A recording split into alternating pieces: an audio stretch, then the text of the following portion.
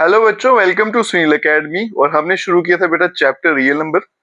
आज हम पढ़ेंगे बेटा एलसीएम और एचसीएफ बाय प्राइम फैक्टराइजेशन, जो सबसे इंपॉर्टेंट टॉपिक है इस चैप्टर का। कुछ बच्चों को आता भी होगा, लेकिन बेटा आसानी से इसको हम कैसे सॉल्व करें ताकि आपको ज्यादा दिक्कत ना हो इसको सॉल्व करने में, वो सीखते हैं बेटा। क्वेश्चन देखिए, मैंने दो क्वेश्चन लिए, एक में 2 नंबर है, एक में 3 नंबर है। बस आपको मेथड सीखना है, उसके बाद में जैसा मर्जी क्वेश्चन हो आप उसको आसानी से सॉल्व कर सकते हो। क्वेश्चन है 336 एंड 54 इनका एलसीएम और एचसीएफ बाय प्राइम फैक्टराइजेशन। तो सबसे पहले तो बेटा इनके फैक्टर बनाएंगे, ये काम तो आपको करना ही करना है। 336 के बनाएंगे, 2 1 जा 2, ये 13 हो गया, 6 जा 12, कैरी 1 8 आ गया। फिर से 2 से कर दूंगा बेटा, 8 जा 2 4 जा, फिर से 2 से करेंगे, 2 4 जा 2 2 जा, फिर 2 से डिवाइड करूंगा तो ये बन जाएगा आपका 21। फिर 3 से करेंगे तो 7 हो गया बेटा, फिर 7 से करेंगे तो 1 हो गया। 54 के भी प्राइम फैक्टर बनाते हैं। क्या आ जाएगा बेटा, 2 2 जा 4, कैरी 1 27 बन गया। फिर ये 3 के टेबल से जाएगा 9 से, फिर 3 3 जा 9 और 3 3 जा 1। उसके बाद में क्या करना है बेटा, उसको आप ध्यान से देखिएगा, सिस्टम से चलेंगे ताकि आराम से आंसर आ जाए, कोई कंफ्यूजन ना रहे। तो मैं क्या करता हूँ, यहाँ पे 3 3 6 इसके फैक्टर लिख देता हूँ। 1 2 3 4, 4 बार 2 है, 1 2 3 4, उसके बाद 3 और 7, ये आ गया 3, ये आ गया 7। फिर 54 के फैक्टर लिखेंगे। 2 एक ही बार है बेटा, तो मैं यहां लिख देता हूं। 3 3 बार है, तो मल्टीप्लाई 3 मल्टीप्लाई 3 मल्टीप्लाई 3।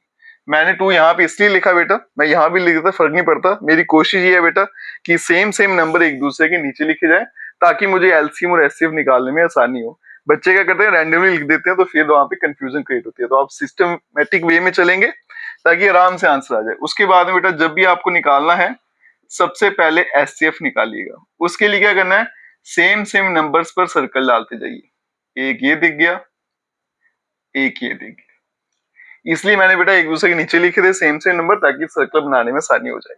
जिन पे सर्कल बना है वो वाले नंबर लिख दीजिए। एक 2 पे बना है, एक 3 पे बना है, आंसर हो जाएगा 6, कोई दिक्कत नहीं। एलसीएम पे चलेंगे। अब एलसीएम में क्या करें बेटा, जब भी आपको एलसीएम फाइंड करना है तो जो एचसीएफ आया है पहले उसको लिख दीजिए। फिर क्या करिए, जो नंबर जो है सर्कल के बाहर है, जो बचे हुए नंबर है वो लिख दीजिए। 1 2 3, 3 बार 2 दिख रहा है मुझे, 1 2 3, और क्या था 7, और फिर से 3 और 3। फिर से रिपीट कर देता हूँ बेटा, क्योंकि एलसीएम में ज्यादा कंफ्यूजन रहती है, ये बच्चों का गलत होता है। जब एलसीएम निकालना है, सबसे पहले जो एचसीएफ का आंसर आया आपका उसको लिख दो। फिर जो बाकी बचे हुए नंबर हैं जो हमने सर्कल नहीं किए थे वो सारे के सारे लिख दो। इनको मल्टीप्लाई करेंगे तो हमारा आंसर आ जाएगा। अगर मैं इनको मल्टीप्लाई करूंगा तो कुछ आंसर आता है आपका 3024। है ना बढ़िया काम बेटा।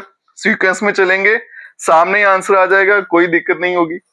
एक ले लेते हैं बेटा जिसमें 3 नंबर है, काम वही रहेगा बेटा। पहले फैक्टर बनाएंगे, 12 के फैक्टर बनाते हैं।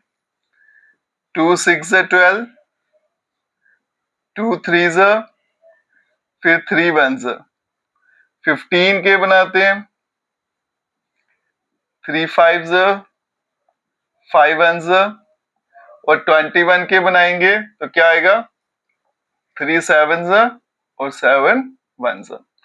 अब इनके प्राइम फैक्टर लिख लेते हैं बेटा। 12 के क्या थे, 2 मल्टीप्लाई बाय 2 मल्टीप्लाई बाय 3। 15 के लिखेंगे तो क्या आएगा, 3 है और 5 तो इसमें है नहीं, इसलिए बाहर लिख देता हूं। उसके अलावा आ गया 21, इसके फैक्टर है बेटा 3, फिर से 3 यहाँ पे, और यहाँ 7 लिख देता हूँ।